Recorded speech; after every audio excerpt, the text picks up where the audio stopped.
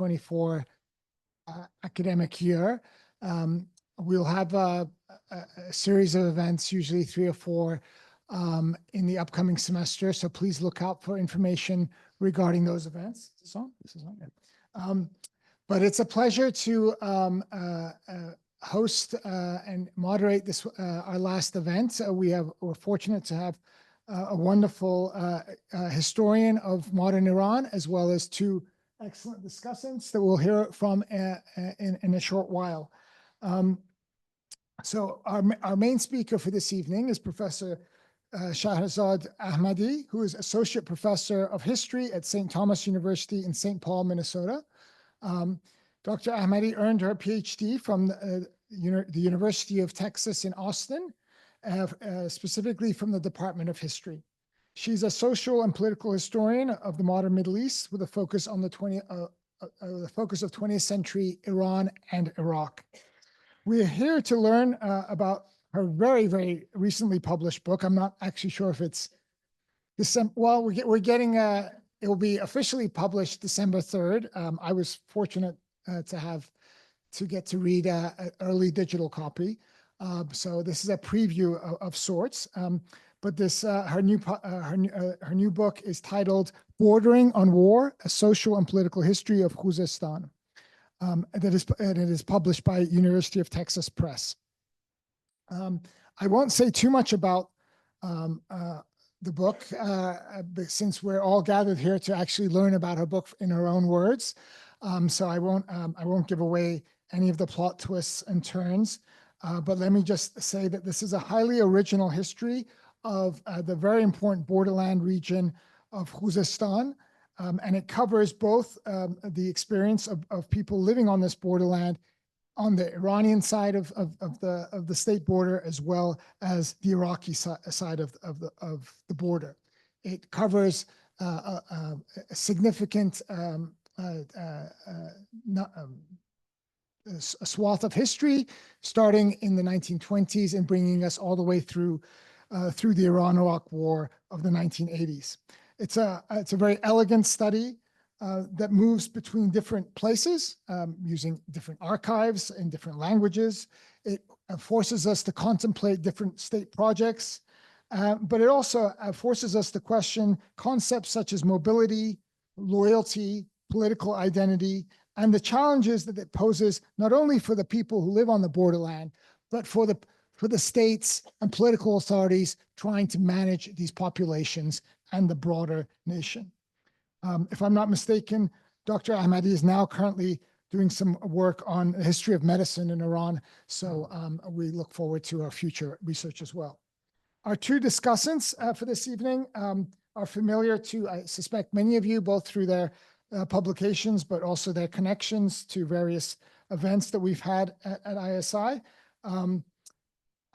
We actually didn't talk about who's going to go first. Bita is going to go. Okay, so Bita will be our first first discussant. So after Shaherzad presents for about 30 minutes, we'll turn to Bita Mousavi, who's a doctoral student in our joint history and MEIS program. She's currently in the midst of writing her dissertation, which is titled, quote, titled "The Parasitic State, Nature, Wealth, and the Iranian Nation." This is a study of the making of Iran's petrostate and how it has both shaped the formation of political power and the way that political power has been challenged time and again.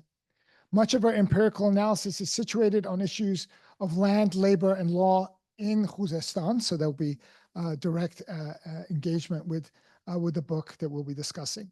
I should also mention that her project has been supported by the Mellon International Dissertation Research Fellowship from the Social Science Research Council, as well as a number of other institutions.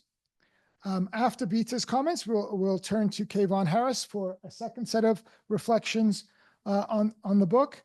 Kayvon Harris is Associate Professor of Sociology at UCLA, where he specializes in historical sociology and examines issues related to development, as well as social policy and many other topics.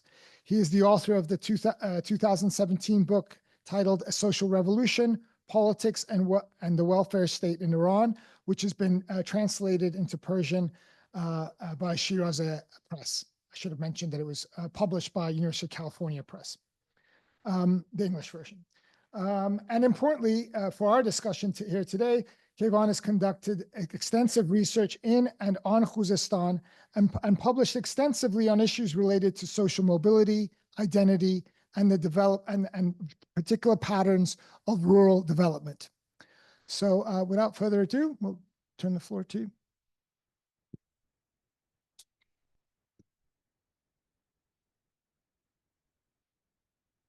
Does everyone hear me? Okay, perfect. So it is a privilege to be here this evening. I want to thank ISI for inviting me. I want to thank all of you for braving the weather and coming in person. And I also want to thank everyone who's zooming in. It is such a pleasure to engage with people that I've admired for many years, whose work I've read really closely, and to hear their feedback on my work. So thank you so much.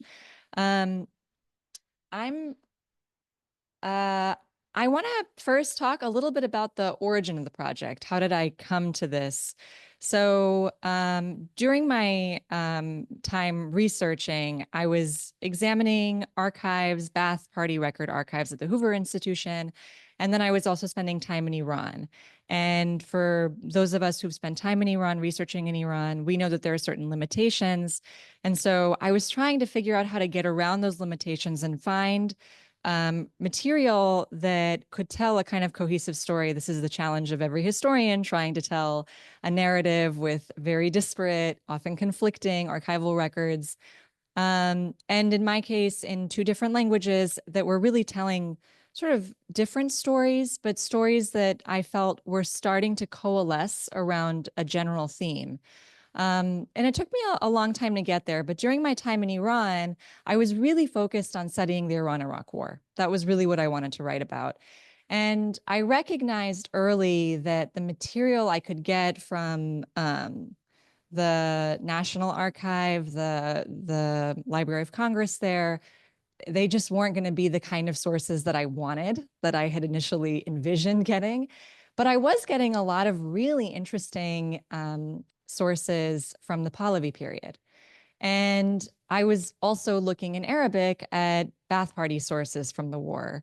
And so these two things started to bring me closer to a kind of united project, bringing the two together. And then I spent some time in Abadan and Khorramshahr. And when I was there, I wasn't able to find as many amazing archival sources, but I got a real sense of just how fluid this space was. And that led me finally to this project. And so the lines of inquiry I had were around the borderland itself, both the fluidity of the borderland, which historians have been writing about. I mean, I think of Firuzeh Kashani Sabit's work, which is about the eventual or slow building of this border. And I was also really influenced by Dina Khouri's work, the relationship between state and citizen in Iraq's Ba'ath Party. And so as I started to think about borderlands, state-citizen relationships, I came to this concept of loyalty. Many years ago, I was at a conference and Professor Tabakkoli Taghi was the chair, and somebody was presenting about Zoroastrian identity. And in his response, he said something along the lines of like, well, you can't know someone's identity. I mean, I'm here in front of you and I'm X. And then tomorrow I'm talking to a student and I'm Y. And then the next day I'm talking to my mother and I'm B. So that's fluid. And I realized identity was just so difficult to really study. But what can we study? Maybe we can study the manifestation of loyalty, or at least what people, states, communities were searching for when trying to assess allegiances and alliances. So as a historian, then that became my lens. Like, what is that? What is that prism? Like, how can we assess those things? And what did it mean that somebody was signaling loyalty? What were they trying to signal? What were they trying to leverage? So the dominant question for me then became, how do people leverage their position in ways that illustrate loyalty to capitalize maybe on their place in a borderland? And how do we assign the nation a less dominant role while examining the lives of people? I was really influenced by Siru Shayer's article, Seeing Like a State. How do we give the Pahlavi monarchy a really prominent role in life, as they had, while also discerning the spaces where people could carve something else out for themselves that maybe the Pahlavi monarchy couldn't intervene in or couldn't identify. So these were the two kind of frameworks. And the subject, the people, then became the border dwellers and the migrants. And I was especially interested in a very particular part of Khuzestan, which is the place that's like just along the border of Iraq. And how the movement, how living there, how the towns there, the societies there came to develop a kind of borderland milieu. So how do we assess that? One thing, if we can go to the next slide, I just remembered that I have slides. So if we can go to the next slide and just look at a map for a moment of the first, yeah, this one. So I just wanted to show a map of this area. So part of this story, of course, is that there is a lot of oil in this area. So there is a lot of interest in it. And a lot of the work around this area revolves around the oil. And the story I wanted to tell was a little different, although deeply connected to the oil. But when I first started looking at the Iran-Iraq War, and I was looking, again, I started my research in Ba'ath Party archives. And the kind of ferocity with which Saddam Hussein was saying, like, these are our people, these Arabs in Iran. And I wanted to, for a moment, take it seriously and say, well, what did he mean by that? Who was that resonating with? Why does that matter? And so I'm looking at this area not as someone who is necessarily, let's say, Iranian or from the vantage point of an Arab Iranian, but from the vantage point of an Iraqi. Who are these people? What is this place? And so my book kind of opens that way. So if you don't mind going to that next slide, and this is actually my last slide, so we can just stay here. The way that I organized the book was around Iraqi political history.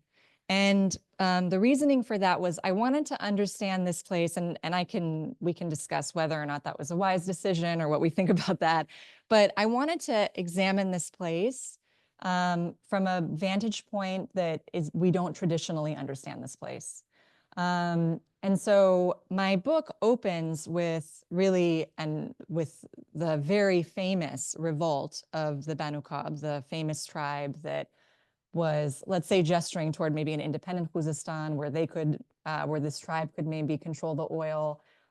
And from the Iranian perspective, this has been written really as like a big stand of these tribes in the 1920s that had a moment where the Pahlavi monarchy didn't exist yet. The Qajars were kind of crumbling. And this is Reza Khan's moment to shine. And he's able to subdue the tribe and maintain the oil. And I invite readers to think about this tribe from an Iraqi perspective, which is that really by the time this story unfolds, the tribes are they've collapsed in the Ottoman order. And the way Iraqis understand this tribe is kind of the last stand of the Arab tribe, not as a great threat to Iran, but really as a sad collapse. And the first chapter is kind of a retrospective on this period. So I talk about the 1920s through the 1940s, but really it's like the way Iraqis understood this period. But the way that the rest of the book is organized is very much in discrete political categories from the Iraqi side. And thematically, what I'm concerned with in each of these chapters is how can we tell the stories of leaders and tribes and people and communities differently by taking this view from the edge, from the borderland, and illustrate the way that local loyalties here continue to matter even during the rise of nations. So even if this tribe failed, even if in general the tribal influence in Iran and Iraq are, let's say, shifting, how is it that borderland trading networks, smuggling networks continue to be really important? Why does it matter that local officials on both sides of the border are telling Baghdad and Tehran, these people are really concerned with the interests of this milieu? So just as an example, the mayor of an Iraqi border town will say, you know, Iranian migrants, those are also my constituents. I also care about them. And when you arrest them, that's an affront to the citizens of this country, but also it jeopardizes the financial interests of our community. So that sort of became my like what I kept returning to. So from the state perspective, so from the kind of day-to-day perspective, I wanted to show that these transnational networks operated, how they operated, why their operation mattered. And then from the state perspective, why these local loyalties were read as disloyalty. You know, so like if a person living in Khorramshahr is protecting a migrant from Basra, how is that read by Tehran as this person being potentially Iraqi? Where they would never have, I mean, that wasn't the way that they would have articulated that. They would have seen this as part of a kind of local economy or a local ecosystem. And we know this because they're contesting their arrest or whatever, and they're kind of articulating themselves.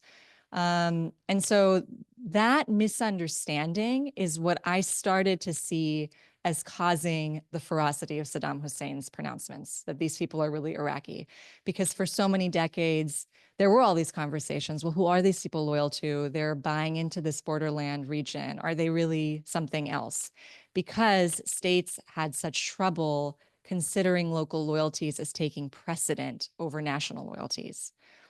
I was also interested in the way that these states were themselves leveraging their economic offerings.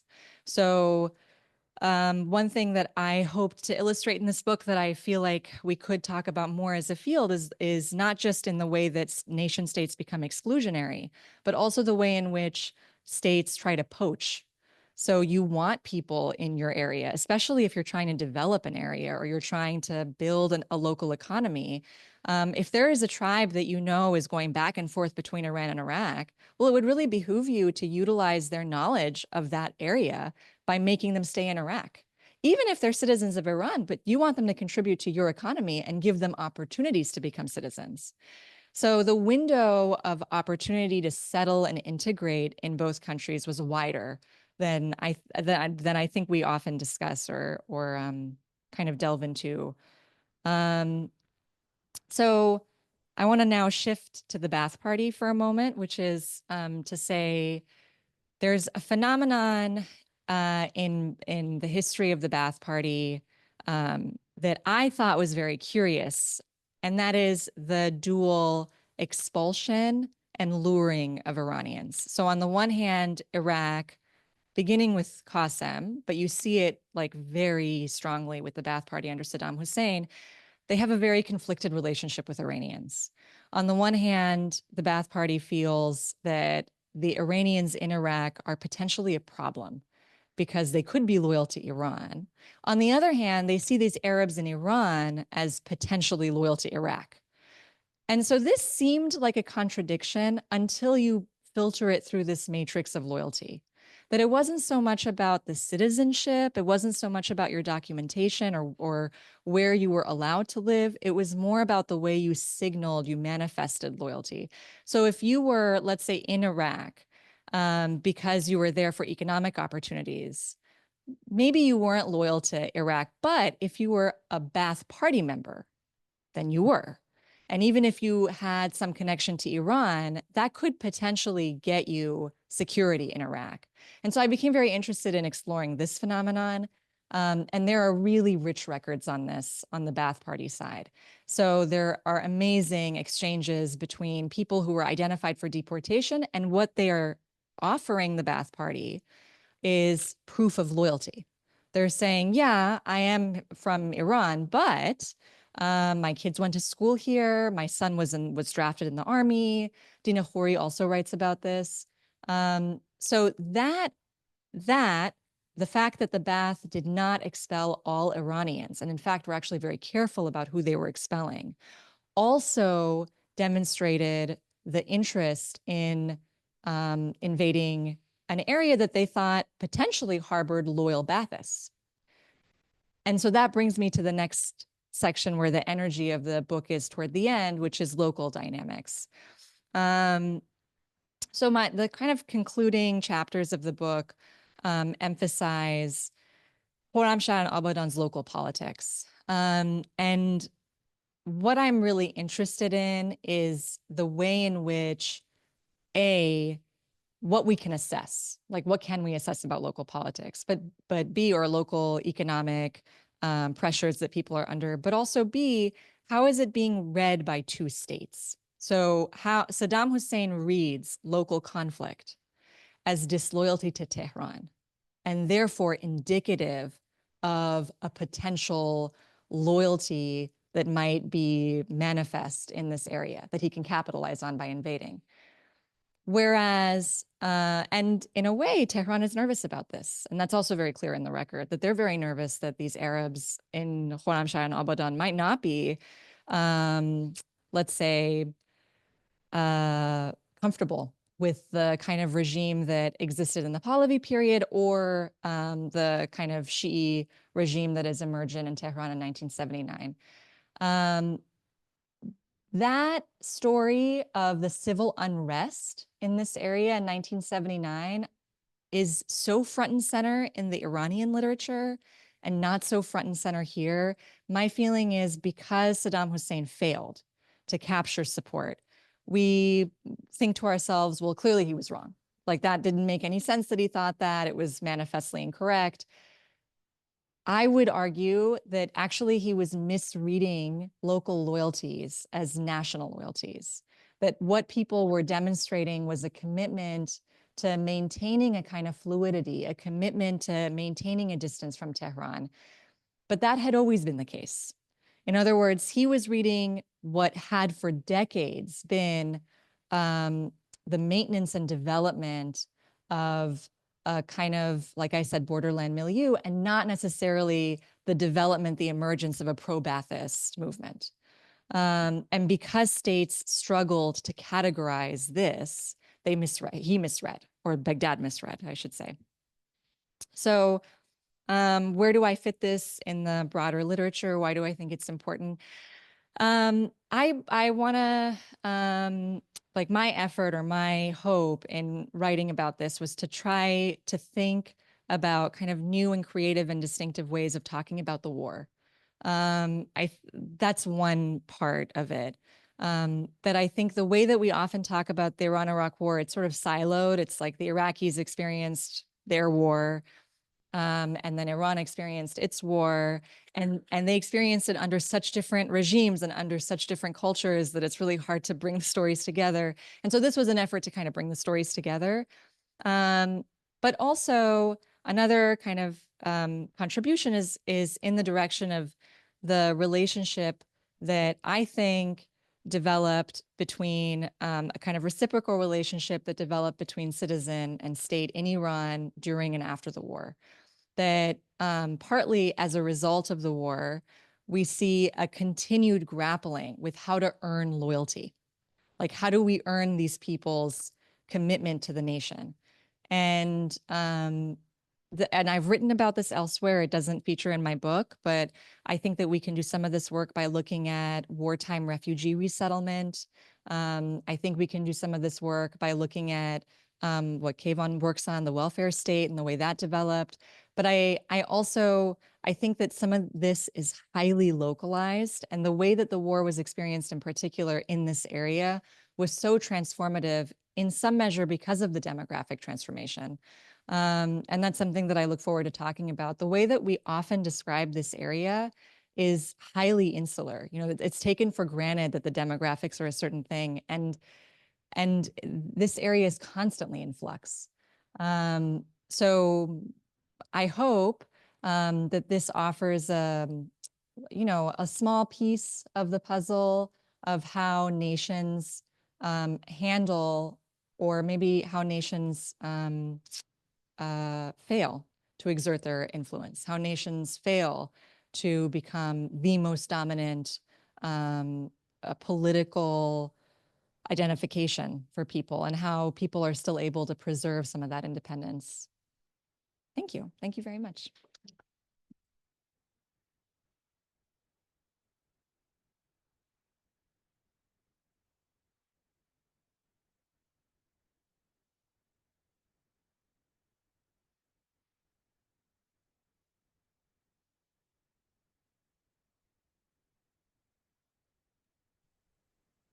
I was told that there's some change in the audio required before I can maybe successfully make comments. So I'm just waiting for a signal. Okay, good.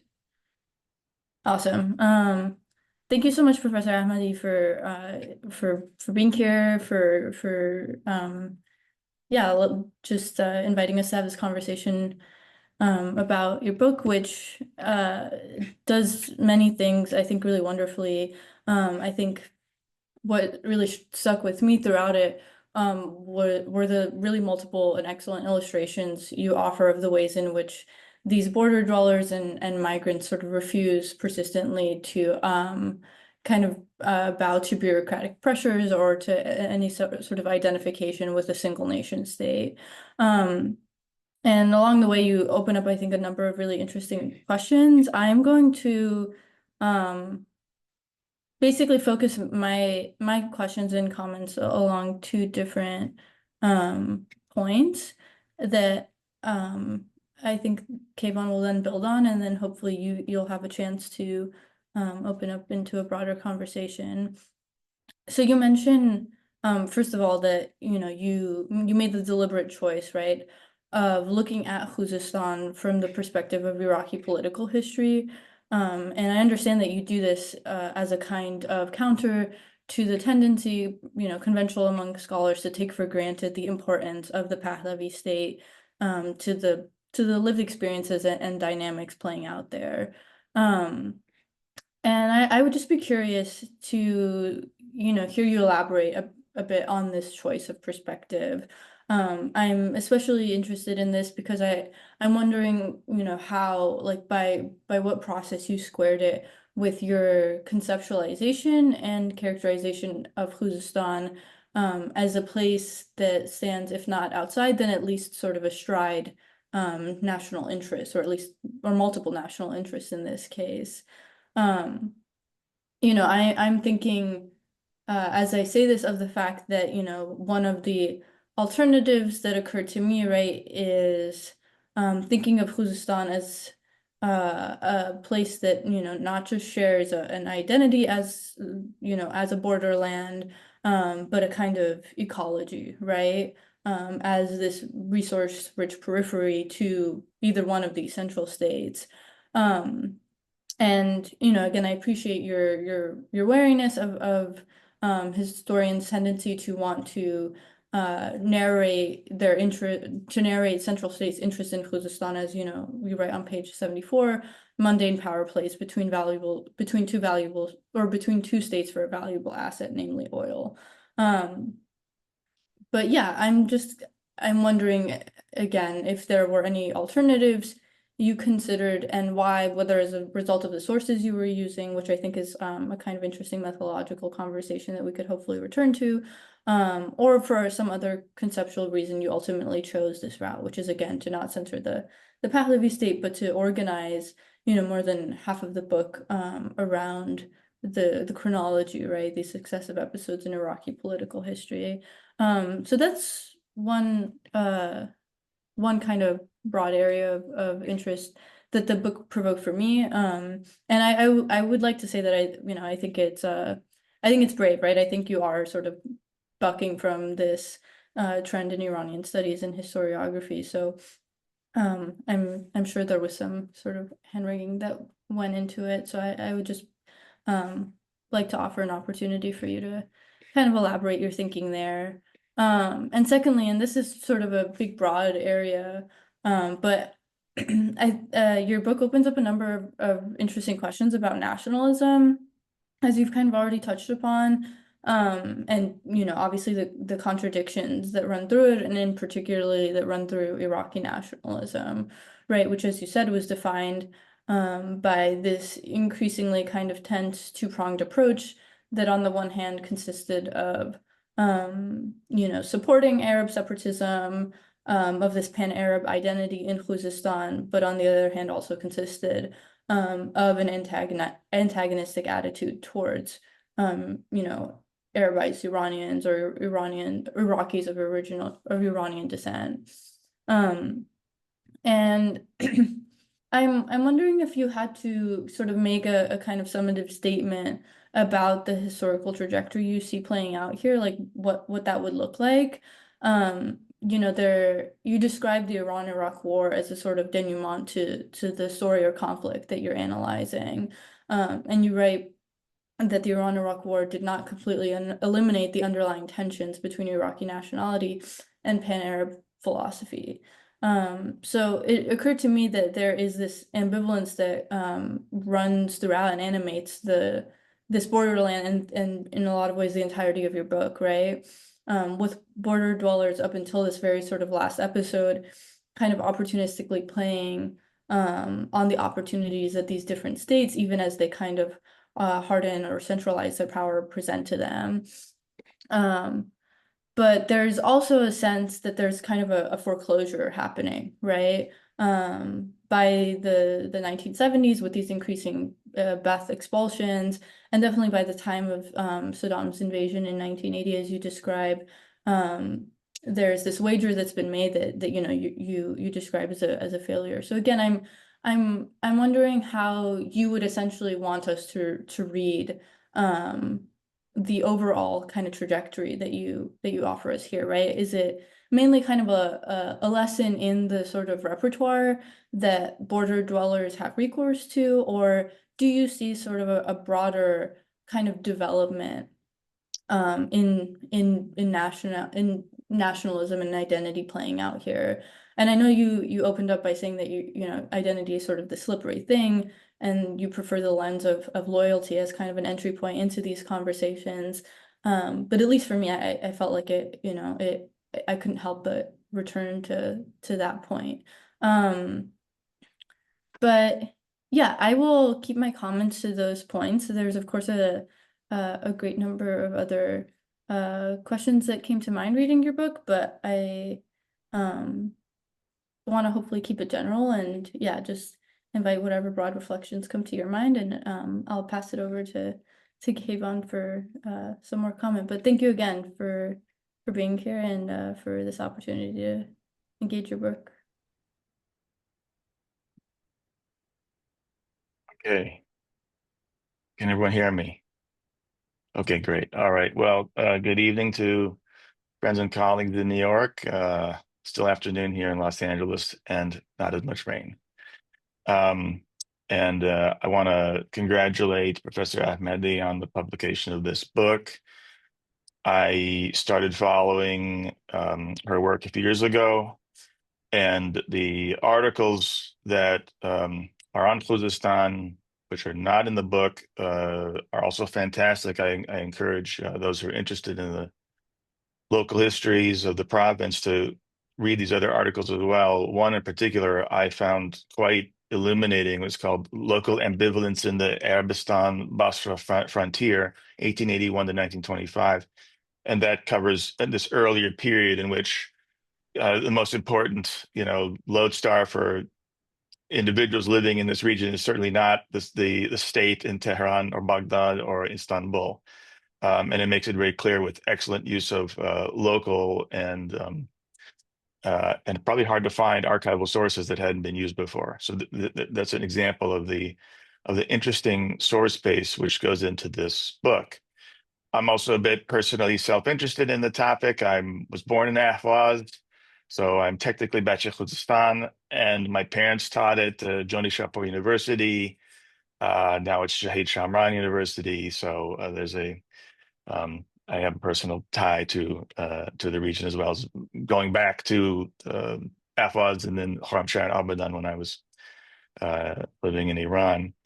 So, both being there and of course seeing this region, used in scholarship and of course in broader public discussions of Iran and Iraq, raises one of the most vexing questions about southern Iran and the Gulf region more broadly, which is what is the quote unquote loyalty of Khuzestanis across the modern history of this region?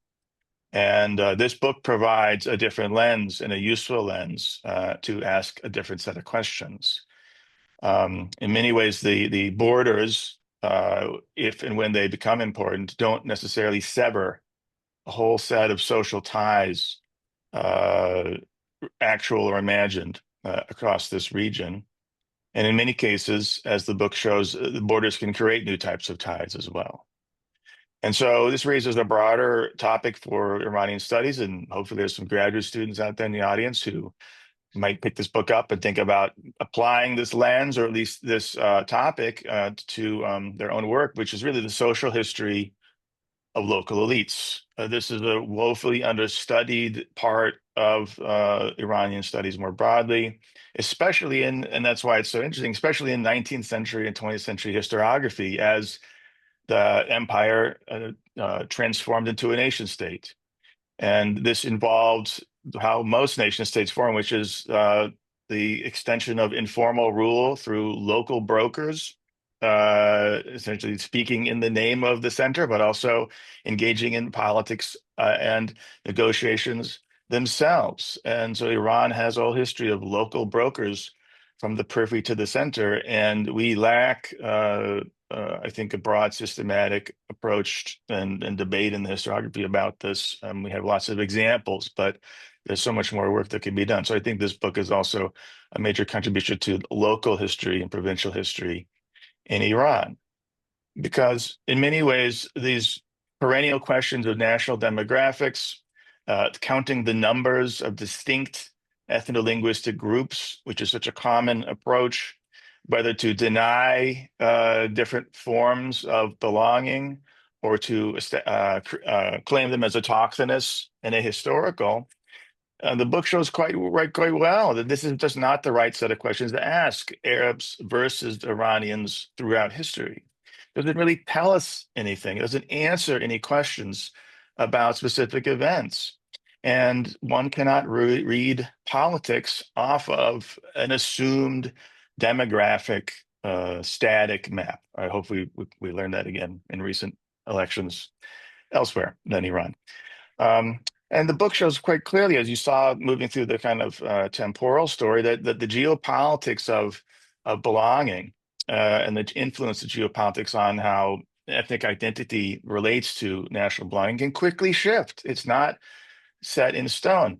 Over this period, we have rise and fall of pan-Arabism, rise and fall of different forms of Iraqi nationalist organizations, shifts in the way that this region fosters ties of kinship and different flows of migration. Of course, we have transnational solidarity with various marja in Shia networks, as well as the local imams of Khuzestan and in Khorramshahr itself.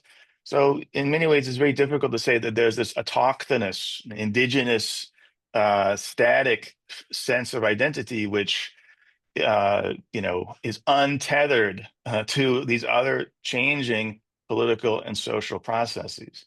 So I think that these are all incredibly important. And in many ways, we can take these and look at other places in Iran as well as elsewhere to ask different types of questions and therefore try to answer them. So I wanted to just raise three questions about the book and the kind of provocations that the book raises. One is to a point that Professor Ahmadi just raised in her comments, which is that I'll read a couple quotes from the book here, which is one is that Arabs in the borderland regions, especially on the Iranian side, put the onus on Iranians to demonstrate that they welcomed Arabs into the body politic rather than pressuring Arab Iranians to prove themselves loyal to Iran. And in fact, there's this very interesting story in the 1980s where the grandson of Sheikh Khazal was interviewed by Atalat, and the Atalat tries to establish that Sheikh Khazal was like an Iranian nationalist after all. So both Baghdad and Tehran and their kind of ways of seeing, in many ways, attempt to re-articulate the role of this region in their broader national stories. And this reminds me of the work of Fazin Vejdani, who also wrote about the ways that Iranian national identity re-narrated the role of peripheral actors into the national story. And in that sense, this is against like a totally centrifugal view of political development and state formation, where because of these peripheral hubs of difference, that somehow this is going to automatically tear apart the social fabric of the state and of the nation state, or that the only force emanating from the center is homogenization through a kind of top-down nationalist story. Those can be found, but the book also shows that the formation of the state and the changes in national identity can also involve a buy-in from peripheral actors.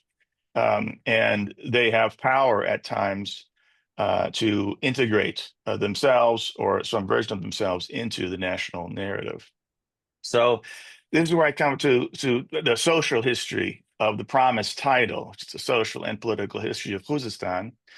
One of the highlights of the book is a detailed chapter on the events of May and June 1979, in which the famous so-called Black Wednesday occurred, where it was bombings and street violence in Khorramshahr. And I think this is probably the best treatment of this in English, as far as I know.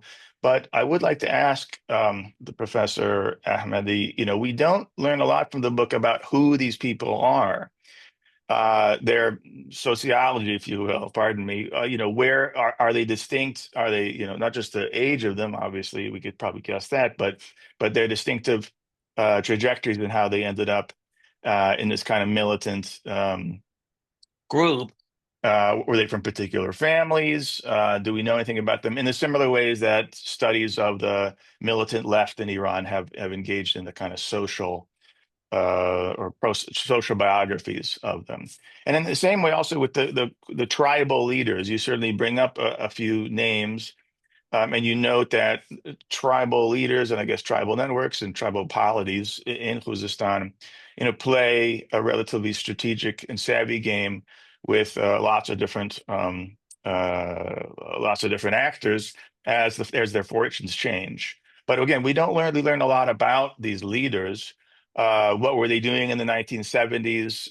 And then, what happened to these individuals and their broader networks after the revolution, during the war, for example? Those could be questions about, again, the change in the local brokers in the region. And then I think you have a very provocative, and I sense it is probably correct in some way, but provocative point, which is that the incidents of Khuzestan in mid-1979, this political violence in the streets of Khorramshahr, to what extent as you think from the Iraqi sources, did it actually prompt the Iraqi invasion a year later, or at least somehow enhance the ideas in the Ba'ath at the time that this was going to be a fait accompli, as some of them expected when they rolled in 1980?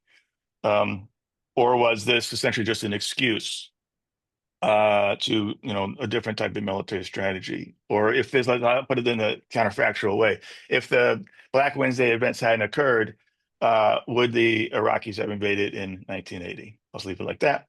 And then there's one story which doesn't make it into the book, but I had questions about it, given that the book focuses a lot on the Iraqi side, which is that, in 1980, some of us may remember or have read about the occupation of the Iranian embassy in London in April 1980 by supposed supporters of the autonomy of Khuzestan. And it was a bloody raid by the British Secret Special Service to end that occupation. But to what extent, now that you have read so much on both sides and as well some local actors, to what extent was that incident tied at all to local Khuzestanis? Or was it something where this was a Ba'athist front that recruited Iranians already living in Iraq? I'm not so familiar with the militants themselves who took over the embassy, so I wonder which part of this story could that incident fit into, which also put the province on the map, if you will, of the West at the time of the revolutionary era in Iran.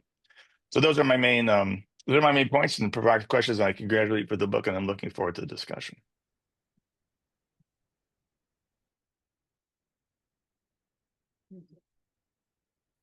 Do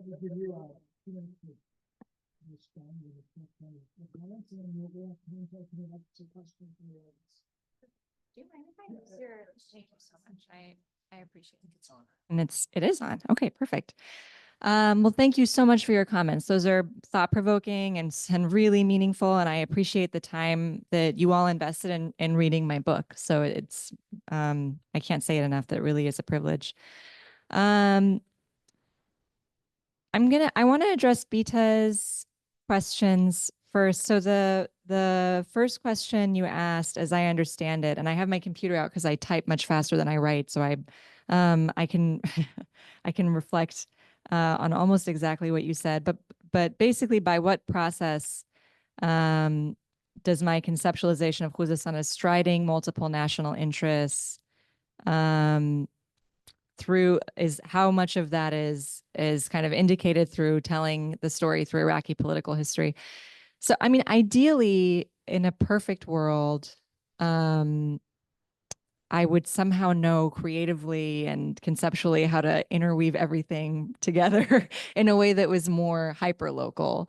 So I would have loved to do something like maybe like weaving together the stories of Basra and Khorramshahr, or Khanaqin and Khorramshahr, or something like that. But it just seemed conceptually expedient to me, like it communicated much to organize it this way, if only to suggest that we can discern something new and different by doing it this way. So I saw it as sort of a gesture or an overture, and I think there are issues with it myself. I mean, if I'm doing really truly local history, then it would be best if I went by like mayors, or something like that. So there is, in my view, an issue with the way that I did it. But I felt that offering the story through that lens made sense with the sources I had, because so many of my sources were Iraqis themselves, and they understood things through the Iraqi political lens. And so in a way, I was kind of reproducing that. Bita kind of suggested a conversation about methodology, and I feel that I kind of opened my conversation about that. So I wanted to kind of meditate on it, and maybe we can all talk about it. So when I was in Iran, one of the struggles I had was getting material from the war. I would go to the archive, I would request material from the war, and they would say, why don't you ask for things from this other period? And so I struggled with that. And then I would go to the library, and the librarians would say, well, a lot of stuff is published, like the archives are published. So those of you who've read the book have seen, I'm using some of those kinds of archives, or the published archives. And there are two layers of problems. So the first layer of problem, in my view, is using state records. Immediately, you have a state-centered view. So there's no getting around that. I mean, when people get arrested, they're trying to get out of jail. So they're interfacing with someone that has a lot of power. Of course, they're trying to leverage. And then the second is, if you're using records that are published by the state, they have some incentive in organizing it the way they did. I used those records in a way that I thought was methodologically sound. I am eager to hear if other people feel that way, but the way that I took it was, if this is what the state wants to offer us, let's read it as that. What are they trying to convey? They're trying to convey that they were trying to poach citizens. So why is that meaningful to think about them trying to poach citizens? So I tried to be very transparent in the book about the way that I was using those sources and how I felt they fit with other sources that I found in the archives. And then the question about a kind of summative statement about the historical trajectory. I published an article a little while ago about the period just after the war, or during the war, and then after the war, about refugee settlement. Part of actually what brought me to this project was the way that Khuzestan, when you're in Tehran, it's sort of overwhelming just how much of Khuzestan is in Tehran because of the war. Like, that landscape is everywhere. And it made me think a lot about the way that because the war was fought there, it becomes such an integral component of the Islamic Republic, that landscape becomes so identified with the morals and the ethics and the value system of the Islamic Republic. And although I look at the refugees and the settlement and the migration as a result of the war, I don't really have the answers to that. I was able to get some really interesting archival material from just after the war, from the 90s. For whatever reason, I was able to get that. I got very fortunate, but um, in a way, I'm kind of gesturing toward other historians to give us an answer to this question, because I still think the war is something that has not been contemplated to the fullest extent that it could be. And then I want to now approach Kayvon's questions. So I'm really glad that you mentioned Vejjani's book, because this is something I didn't talk about in my presentation, but it's something I thought a lot about in writing, which was actually education and the way that education features in this process. So when I was examining this area, I was really surprised by how many different types of schools there were, and that parents could make really strategic decisions about where they put their kids in school. And parents have very different interests about what are the schools teaching? And if my kid speaks Arabic at home, is it really in their interest to go to a Persian language school? Is that making studying very difficult for them? Will it ensure that they don't graduate? Like, these are decisions that parents are making very early. And it was part of the buy-in, there is an effort to appeal to parents in this way. Now, the question that Kayvon asked about the social biographies of these groups, that's a really good question. So part of what I was trying to accomplish in the chapter about Made It July was that kind of biography of Khaqani. That was my hope, that someone could walk away from that chapter and think, okay, I know something about like the local dynamics of religious leadership. And in the previous chapter, I look at the 60s and the 70s and the local ulama and the way that their changes both reflected changes in tribal networks, but also changes in political alliances. It was very challenging for me to find material on like the masses of supporters. So I knew about local elites who founded organizations. A lot of them, by the way, a lot of the local organizations were like what I would categorize or characterize as kind of land reform leaning farmer networks. So I have some information about some of the wealthy elites who were operating their own militant networks that benefited from Ba'ath Party support. I have some information about people that were moving arms around the region. I unfortunately don't have, if I did, that would have featured so prominently in the book. If I had information about there, for instance, there's one particular group, and I should also say it's easier to find information about pro-state actors in the area. So there's some really, like, I have some really interesting material about like high school groups that organized and were issuing statements about the unity of all Persians and Arabs in the area. They actually appear in newspapers pretty often, but it's really hard to find. Like, here is one of the kind of lower middle class / farmer leaders of Khalq Arab. Everybody would go to Khaqani's family. And so that actually was very difficult for me. And I tried as best I could to illustrate some of those different groups. But I'm really excited, and I really hope that this book can inspire someone to dig, because there is a lot to find. I mean, just based on what I was able to find, I thought there is a lot there. And I want to also kind of emphasize what Kayvon said. So much of what I talk about here about Khuzestan can be said about other provinces. I really do see this as just a provincial history of a borderland. And, this could be said of like a northern borderland, an eastern borderland. And one thing that just to build on that, like one thing I think that I could have done better was kind of integrate the story into a broader Persian Gulf story. I really focused on Iraq. Like when I was reading your book, I was thinking that there's so much, and I kind of allude to it every once in a while. I say, well, there were a lot of like labor unions or labor organizations operating in Bahrain. that had some connection or some relationship. I could have done more of that. I just was really focused on this Iraq story because my Arabic language sources were pushing me in a certain direction. And then the question um, the question of whether or not Iraq would have invaded Iran, but for the civil unrest. I don't know. I mean, I like the way I thought of it was I want to take seriously what the Ba'ath Party was saying. I didn't want to dismiss it outright and say it was just opportunism, but it could have been opportunism. I mean, I can't know what Saddam Hussein was thinking. And certainly by the time he was withdrawing, he'd basically redacted everything he said.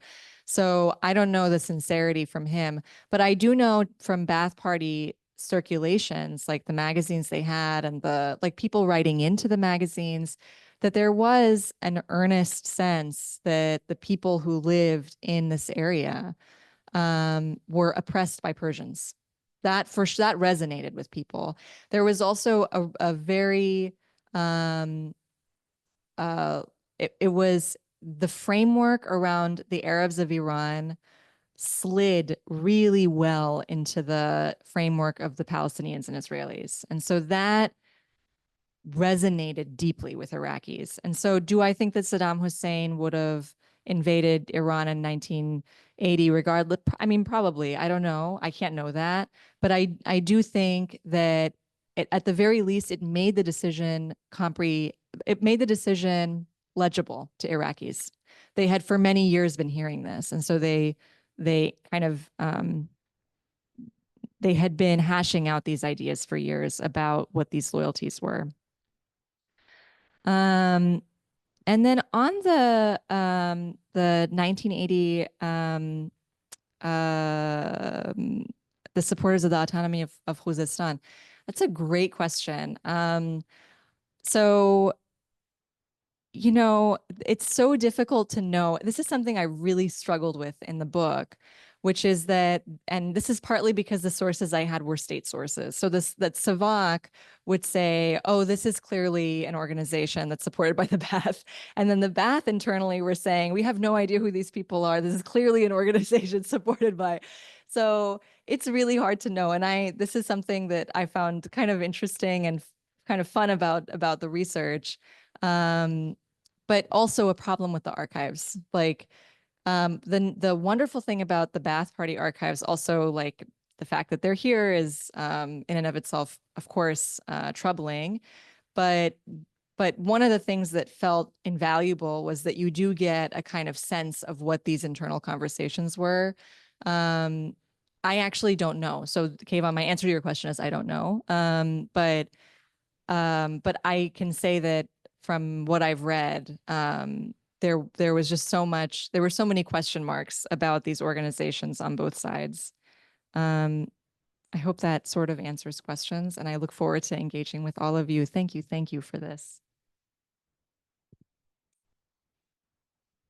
Okay, so while you're gathering your thoughts and your questions, maybe I'll play the role. I'll take advantage of my role as moderator and ask 2 questions, and then we can open it up fully to the floor.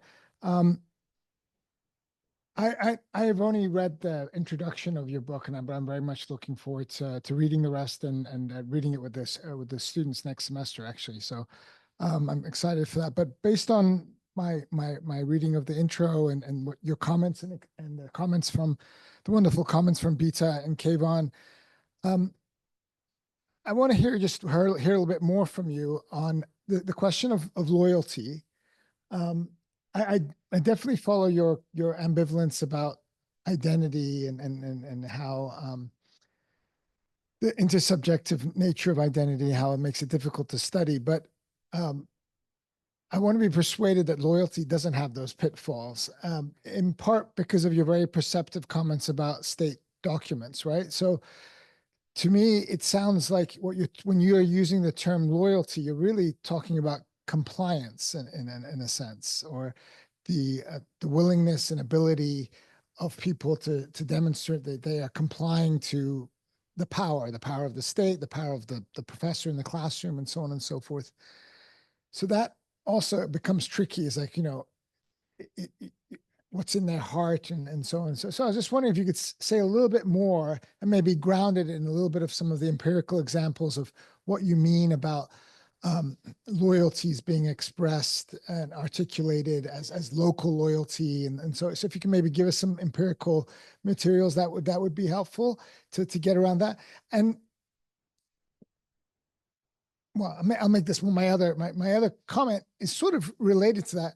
Coming at this area that you're calling the borderland from the perspective of the Gulf, the category that is actually quite critical is not so much loyalty as authenticity. So, yes, Iraq invaded Iran, but they also invaded Kuwait, right? And I'm wondering if any, I mean, I didn't notice it in your introduction. You definitely didn't evoke it in your comment. I wonder if the notion of authenticity, authentically, from this tribe or that tribe, authentically a denizen of this place in 1920 and this kind of birthright citizenship kind of notions that were dominant, up through the 1950s and 60s, right? I wonder if you have any thoughts, or if authenticity is a category that either the state officials trafficked in, or you think has any utility. And in part, I raise that because of Khuzestan has been kind of such a fluid society, so many migrants. And I assume there are claims to, well, we're more authentic because we were here before oil, or we were here before, whatever, the Des Dam was created and stuff. So I'm wondering if authenticity or claims to authenticity or historical groundedness is also a category to use to interpret local power struggles, but also negotiating at different scales. I'm going to let you pause there. I want to turn to the audience and see if maybe we can collect a couple more comments and questions, and then bring it to you. We have a microphone. So if you have a question, please raise your hand and then wait for the microphone. First of all, congratulations for your book. I have a question about belonging or identification of the Arab people in Khuzestan. Let me say this question by this word that in Kurdistan, I heard a lot this word that, for example, this car comes from Iran, that car comes from Iraq. In Iranian Kurdistan, and as well as Iraqi Kurdistan. Right now, talking about a workshop for Arab University, they say that we need to invite some people from Iraq and Iran, and for example, Turkey. So they don't believe that there are in Iran or in Iraq, but never seen these wordings in Arab people in Khuzestan. I taught in John D. Shabur University, like Professor Kayvan says, I never heard that from my colleagues, Arab colleagues, students, neighbors, that these products from Iran and that from Iraq. They feel that they are Iranian. Even some of them that support the idea of having an independent country, independent state in Khuzestan, like Qatar, like Bahrain, like Kuwait. Did you see the things during your interviews or working with Iranian Arab people, or no? Or I'm wrong? Thank you. On your plate there. Yeah, I'll start. I'll get started. Okay, so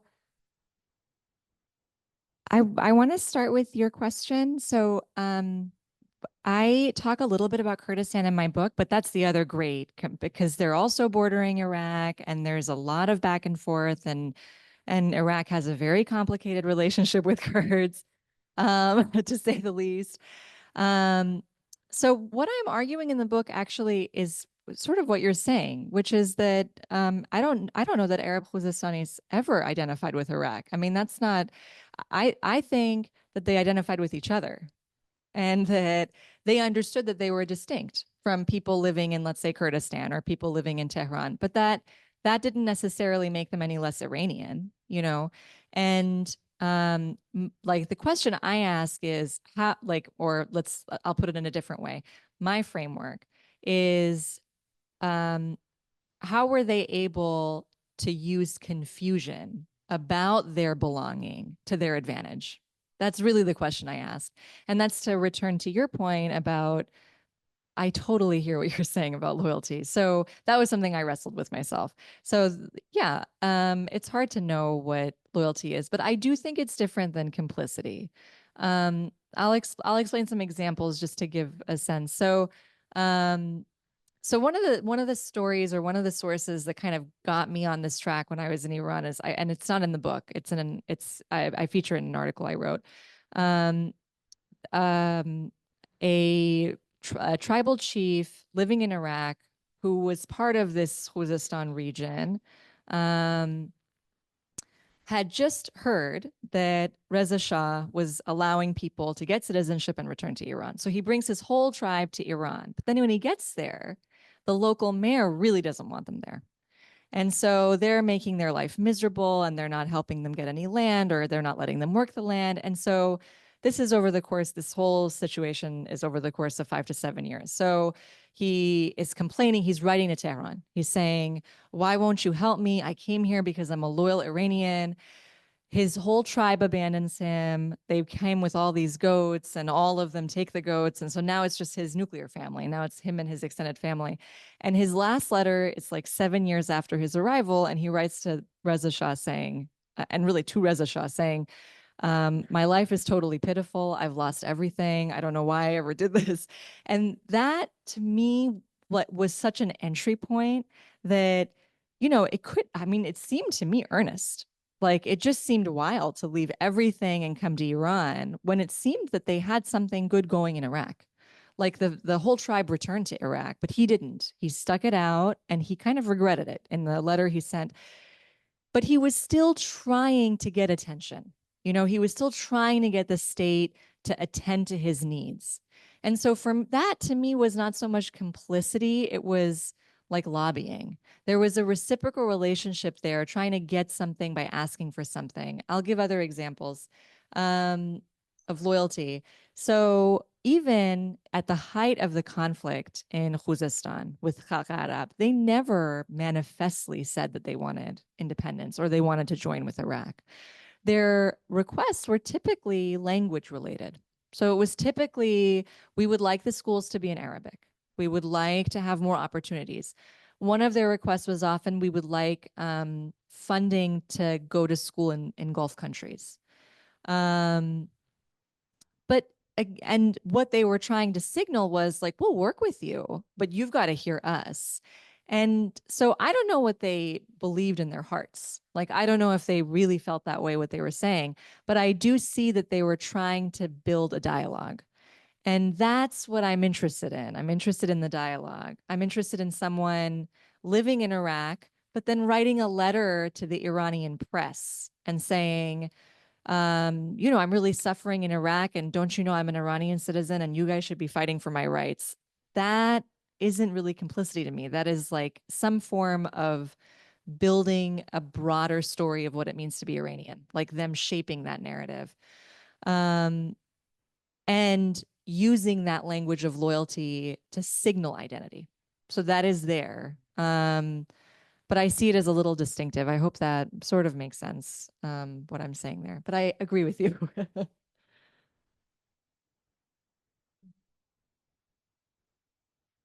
Okay.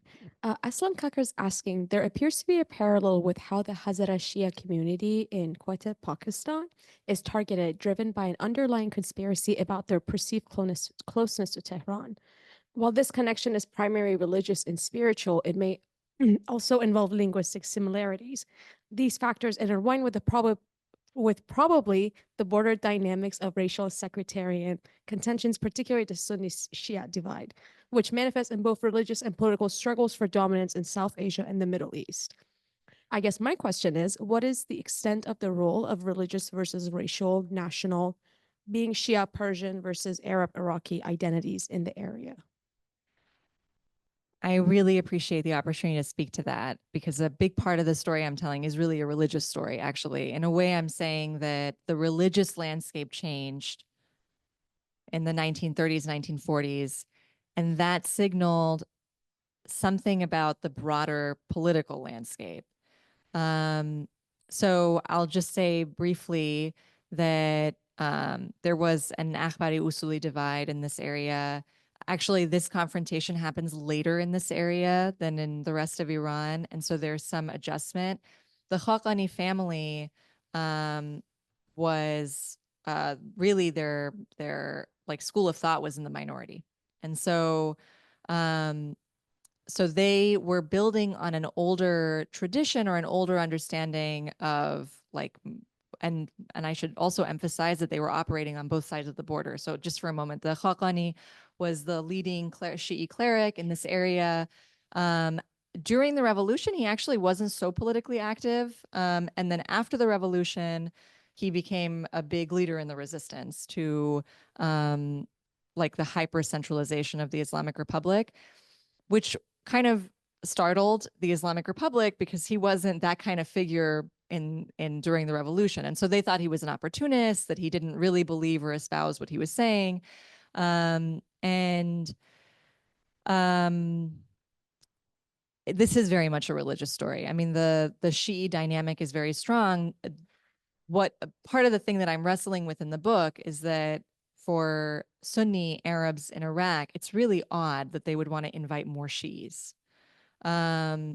And my kind of workaround is as I'm looking at the literature that was produced about Khuzestan in Iraq, a lot of it was written by people from Basra who were themselves going back and forth, who themselves really understood this to be like a broader Arab Shi'i network. And so they didn't perceive that contradiction. They felt that they were welcoming their brothers who were also Shi'i. But it's odd if you take the dominance of Sunnis in the Ba'ath Party into account. It's not so odd if you think that Saddam Hussein was buying into his 1970s push that religion doesn't matter so much and talk about the person from Basra, don't talk about the Shi'i from Basra. So there is a very strong religious component. There's also a really strong local component. Like one particular cleric who was very influential in Khorramshahr in particular ends up falling off a roof and dying, and it just left a vacuum. Nobody could fill that vacuum. In fact, a cleric from Iraq comes to Khorramshahr, and he's just not very charismatic. He's not inspiring, and that is the vacuum that Khaqani fell into. There just wasn't a dominant Usuli alternative to him. So, so this is a very local story, much more so than like a Tehran story, in my view.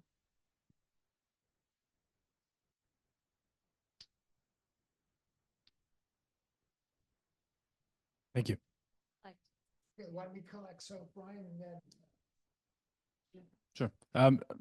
I haven't gotten the chance to read the book, but it was a great presentation. But just looking at the table of contents, it ends kind of like the denouement is with the Iran-Iraq war. And I think I'm, as a PhD student, just wondering, I think sometimes you see people end a project because they want to save things for the second book. And sometimes there's a rupture where you just couldn't apply the same kind of ideas in the same way.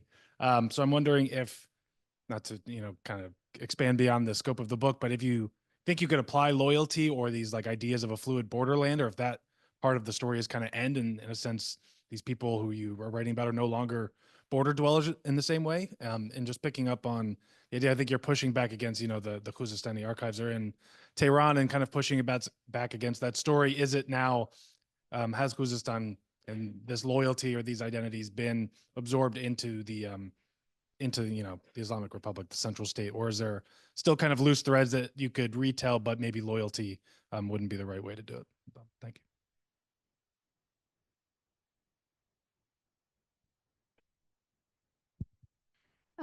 Thank you very much. My question is going to be from another angle. This semester, I'm teaching a class on Iran, and we are right in 1960s and 70s. And I have a bunch of students here from my class listening to, and thank you so much. This was very informative.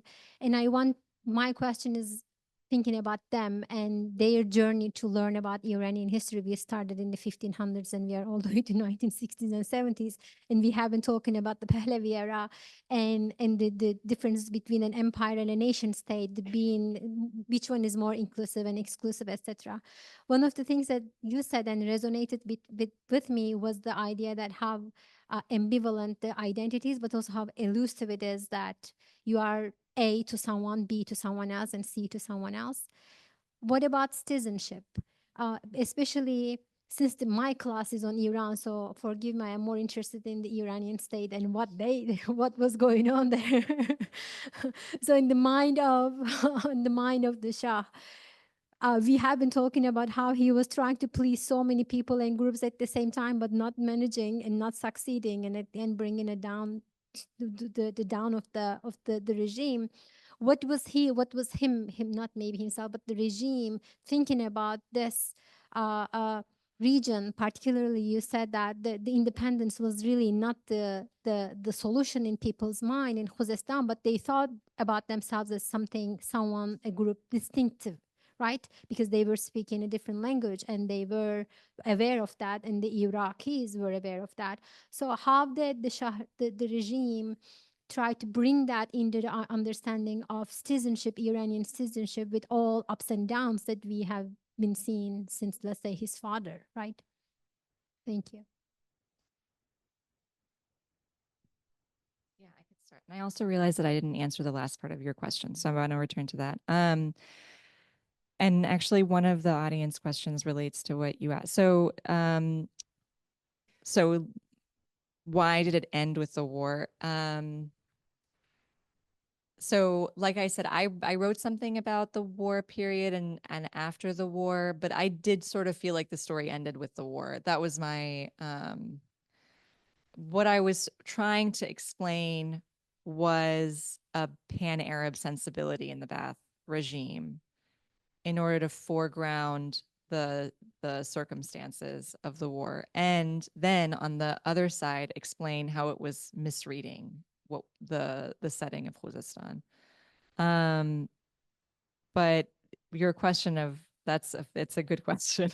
Because when I was writing it in a way, it was sort of a strange experience, both writing the dissertation and the book, because my central question was the war, and then it ended up really being kind of a concluding thought. And I'm not sure about loyalty being the way, and this is why I think that the question that I failed to answer is related to what you're asking, which is you were asking earlier about authenticity and birthright citizenship. So one thing that I try to emphasize in the book is that Khorramshahr and Abadan grew really rapidly, really wildly so by the time we have, if you look at early 20th century kind of early assessments of that area, it was very sparsely populated, and the people who were there were really moving around. By the time we get to the 1952 census, it's just exploded in population. And so I don't have a clear sensibility about how many of those people were really even Arab. You know, it was always like Abadan and Khorramshahr were always characterized as Arab cities. In fact, in all of the Iraqi records, they just circle around the same numbers over and over and over again. 70% Arab in Khorramshahr, 50% Arab in Abadan. I would be shocked if that was true. I mean, I just don't, because A, it would require all of those newcomers to be Arabs, which doesn't make any sense. And B, it would require the newcomers to be locals, which also doesn't necessarily make sense to me. It could have been that they were coming from different provinces. And we know that because the mosques of Khorramshahr by the 1960s were distinguished by provinces. So there was like the Azerbaijani mosque, and there was the Esfahani mosque, and there was there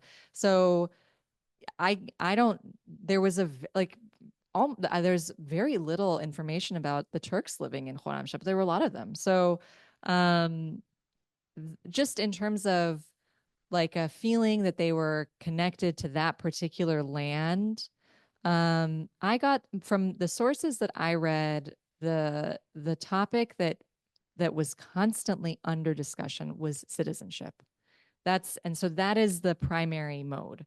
What country do you have citizenship in, and how malleable is it? Can you renounce it and pick up a different citizenship? You could do that.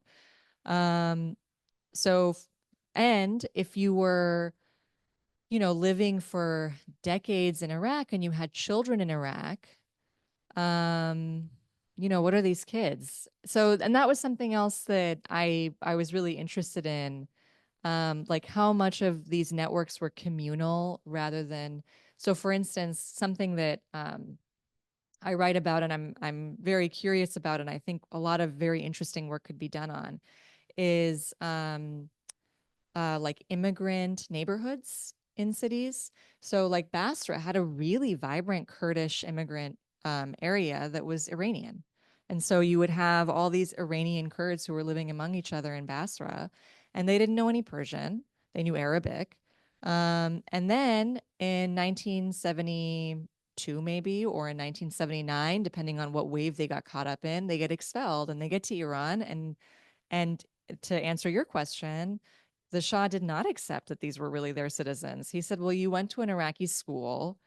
Maybe your brother joined the army in Iraq. What makes you Iranian? Nothing. Just that you were, let's say, by birth, your parents were Iranian and therefore you are Iranian. So actually the Shah was very aggressive about this. They did not want these people.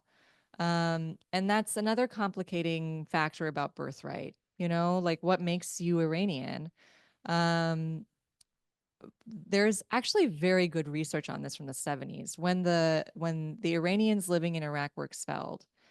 The University of Tehran did a great, they were following them. They wanted to see like where they're settling, what jobs they have, what they're doing.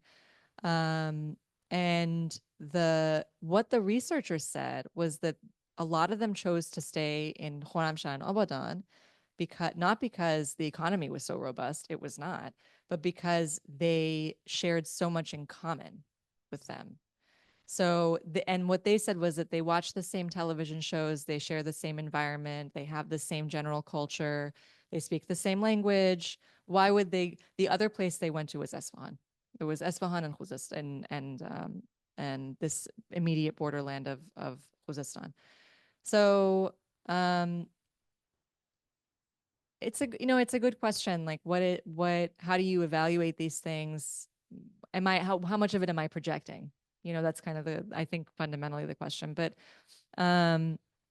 it seems to me if the Shah doesn't accept that they're Iranian and the Ba'ath doesn't accept them as Iraqi, then they have to build a community somewhere. And then what they're building it on is this kind of transnational network and the locals are supporting them. The locals are housing them. They're helping them find jobs. There are a lot of businesses that are off the books that they're running. So that's sort of the story that I'm trying to paint. And then the authenticity question gets complicated by the migration. And if everything is through that national lens and you're trying to leverage yourself in this national space, it ends up boiling down to the citizenship question. I hope I answered your question. I'm trying to read it now. I did, okay.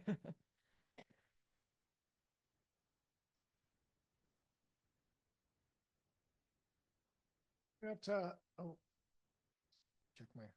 We have time for another question from the audience, and I don't know if we can. Yeah. So Ali Mispasi and if Kayvon and Beta, I don't know if they have a last comment or question they want to add. We can switch on the Zoom as well. Just as a follow-up to your last point, in early 70s, I was a university student and lived in Amiriye. And in the larger community, I would say perhaps 1/3 of the populations were Panahandaye Iraqi. And the community was very large. it seemed that accepted by folks in that area. I had many friends, but they were labeled Iraqis, and they knew Persian, actually perfect Persians, at least those I knew. So my,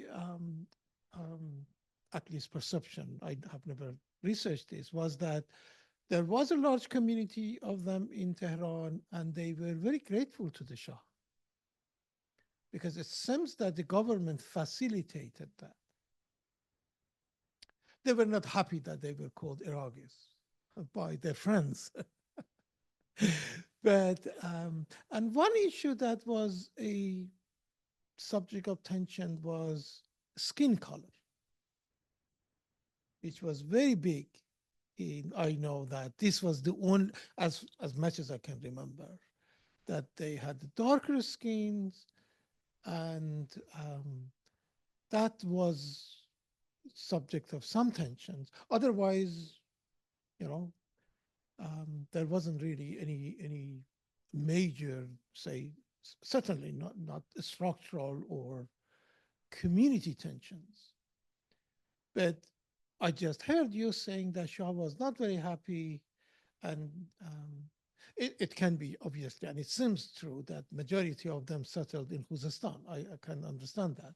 But my understanding was that there was a rather substantial community of those folks who were expelled in Tehran. So yes, it was Khuzestan, Esfahan, and Tehran. And that makes sense also because of economic opportunity, right? That's so in 72, when the Iraqis were first expelled, there was pandemonium because the number were so high. I mean, it was like 25,000 overnight show up. And it was a challenge also because of the skills that a lot of them had. So many of them, and actually they fit pretty well in the local economy of Khorramshahr and Abadan. If you look at the census, the local census records from the 60s, there was a real absence of skilled labor. And so a lot of them were mechanics, a lot of them were tailors. There's some really great records of women-owned businesses that emerged in this period from these Iraqi refugees. By 1975, the Shah had to really come to terms with the fact that they're not going back. Some did find a way back.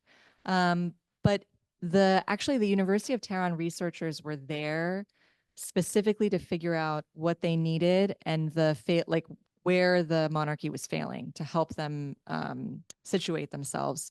What they identified as the major stumbling block was that a lot of these Iraqi refugees wanted to start their own businesses, and they could not because they did not know local laws. And so they ended up having these businesses off the books. But depending on your skills, you could do very well, and you could make it work. In fact, when you look at their economic success rates, like home ownership, what they were paying for rent, that kind of thing, they were not significantly different than the local people of Khuzestan. And the schooling was the schooling was similar. The difference was that they had a lot more children, not compared to Khuzestanis, but definitely compared to Tehranis. They had more children. The skin color issue, of course, is like famous in Iran, right? Like Bashu is the famous movie that, but it's also interesting, that gets like the Afro-Iranian story kind of gets subsumed in this broader Arab discourse.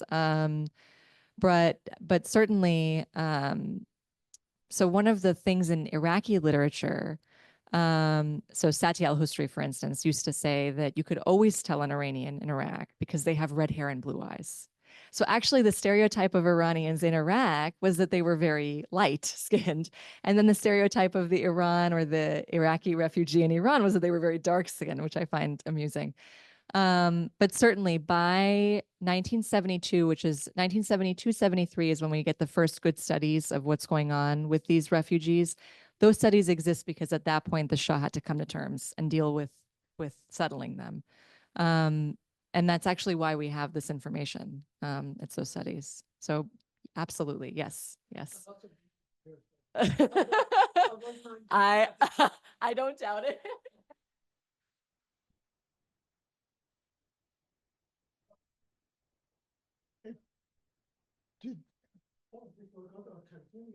The folks in California, would they like to make a oh, I got a little. Go ahead. Yeah, can everyone hear me? Okay. It's been great just like listening and absorbing everyone's different comments and perspectives. I don't want to veer too far off topic, right? But it was really hard for me not to read the book and think about the state of our present border, right? We're like living in an era of like, let's like return to oh, sorry, I thought I was just gonna remove the spotlight from myself. I hope that's okay. I was just staring at a huge image of myself and I would rather not, but yeah, so it was difficult for me to kind of separate the two, right? And I don't want to force you to comment on something that is like so far beyond the scope of your book, but I think the way that I would try to reconnect it to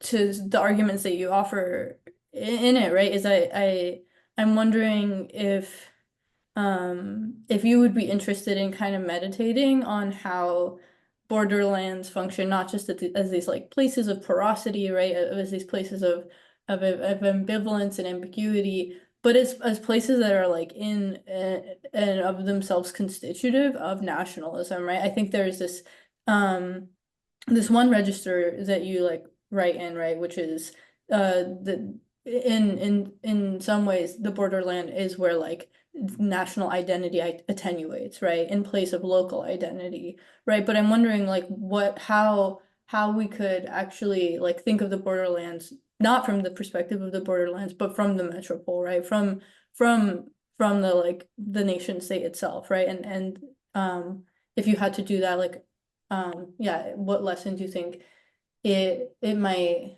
offer us in terms of how national identity away from the borderland is constituted, and again, what the significance of it there is.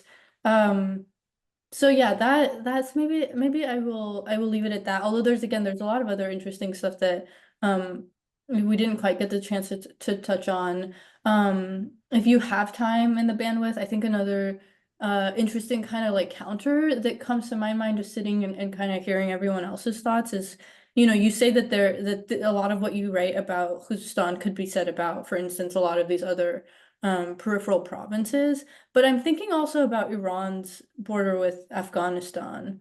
And if that is like a kind of exception to some of what you're arguing, because I mean the case of Afghan refugees is to me different, right? They're not focused in the borderland itself. They end up coming to Tehran, right, to work in construction, to work all these other sort of menial jobs. And so yeah, I'm wondering if there are outliers that you can think of, right, where a lot of these same sort of patterns of repertoires do not repeat. That's one that just maybe comes to my mind. I feel like you would know a lot more about it than I would, but I'll just leave it there. I want to thank you again for sharing this book with us and to congratulate you on this really major accomplishment. And it's really exciting to see all this work being done on Khuzestan. So thank you again. Am I there? Okay, hi.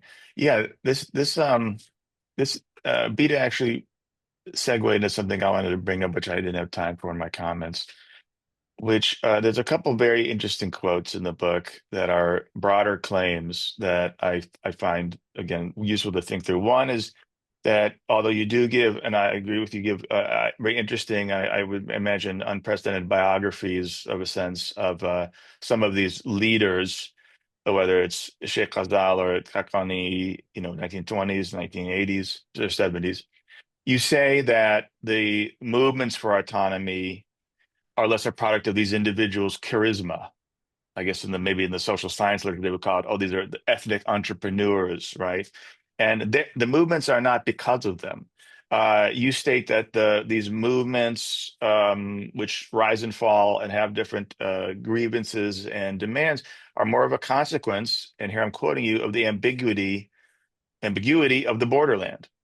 You say that this ambiguity was something that produced competing interest groups, while at the same time it strained the logic of the nationalist discourses emanating from the centers of Iraq and Iran.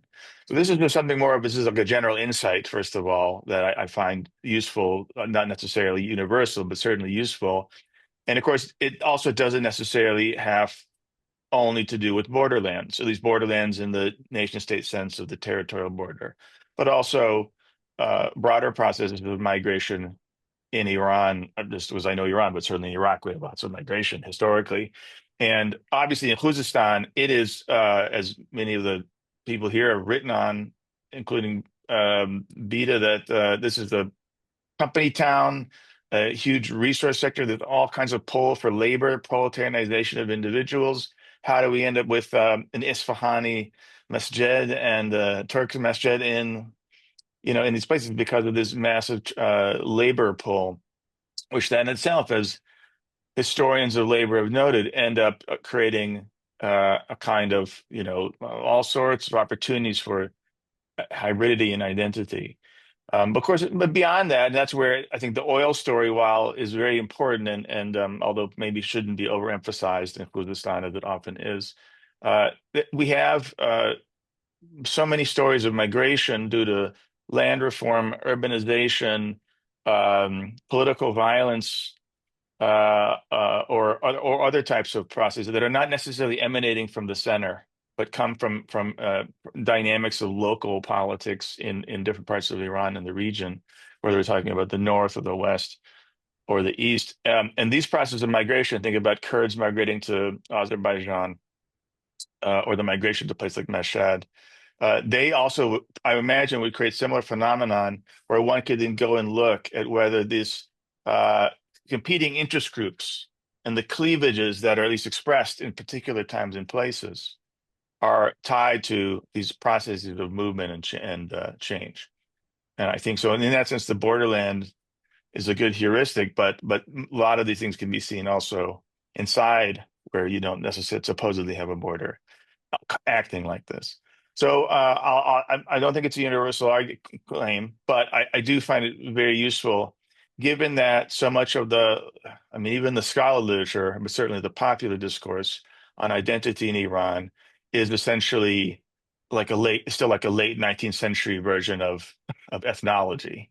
Like I'm going to look for the languages, territorialize this identity group, and then a bunch of other political and social assumptions flow from that. And that, to those of us who have spent a lot of time in Iran and essentially been outside of Tehran, it doesn't really make any sense. Like, it's very hard to make sense of what one sees from an ethnographic perspective with that kind of assumption. So I think that the book is useful to think through these other questions, contemporary questions that are certainly being debated today. Why don't we give you the last word? Pick up on any of the comments and themes. Sure. First, thank you both so much. Bita, you ask an interesting question. I started doing the research on this book in 2015, and I was myself, I was in the middle of looking at Hoover Institution archival records and looking at Ba'ath Party records, and all of a sudden just certain things were jumping out to me, and I think it was partly because of what was happening here. It wasn't like a direct feedback loop, but it certainly informed some of the questions I was asking, which is like, how local are some of these stories instead of national? And there are definitely outliers. The Afghan story is very different than the story I'm telling. There's no question about that. Part of it is sort of returning to that issue of citizenship, which is still incredibly dominant in the story that I'm telling. So, Kayvon, I appreciate what you're saying about movements for autonomy are less that what I'm saying, that it's less a product of charisma and more sort of the internal dynamics and ambiguities of the borderland. I thought about this, especially when I was writing about Khaqani, that he kind of walks away from the movement in the midst of it all, and it continues on without him. Like there is something bigger about. And when I thought about analogs, the analogs that I was thinking of, like Adabil, where there's also this kind of movement to recognize its independence as a result of its participation in the war, leveraging their loyalty in that way. So no, it's definitely not a universal story, and I don't think that it would be true of every province that borders another country. But I do think that migration itself is an interesting or an important lens to use in analyzing the limitations of how the nation can tell a local story. That immigration itself, because migrants often end up in a particular place and have to utilize the dynamics of that particular locale, allow us to tell a kind of different kind of story that still has the nation in mind. So, which I think there's a lot of really interesting work on this that I was able to build on. I'm thinking of like Matthew Ellis's work, and so yes, I'm really grateful for the comments, and I'm grateful to you all on a Thursday evening, coming in what is now, it's so dark so early now. So thank you all very much. So, congratulations, Shaherzad, for your forthcoming publication. We're excited to all read it. And thank you all for coming, and especially our discussants, wonderful discussants in California. Enjoy your, I guess, late afternoon. Bye, everyone.